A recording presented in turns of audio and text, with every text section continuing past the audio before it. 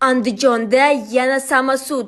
Gap shundaki, bir guruh qizlar ko'chada zo'ravonlik qilmoqda. Ijtimoiy tarmoqlarda tarqalgan videoda ma'lum bo'lishicha, ular Rayyona ismli shaxsning uyiga borib, uni chaqirishadi. Qiz chiqmagani sababli uy darvozasini urishadi, oynalarni sindirishadi va qizga haqoratli so'zlar aytishadi. Bu holat jamiyatda tashvish uyg'otmoqda. Ijtimoiy tarmoq foydalanuvchilari bu holatga qat'iy norozilik bildirib, bunday harakatlarni qonun doirasida jazolash lozimligini ta'kidlashmoqda. Shuningdek, qizlar tarbiyasi jamiyat uchun juda muhim. Har bir qizning tarbiyasi uning kelajagi va jamiyatdagi obro'sini belgilab beradi.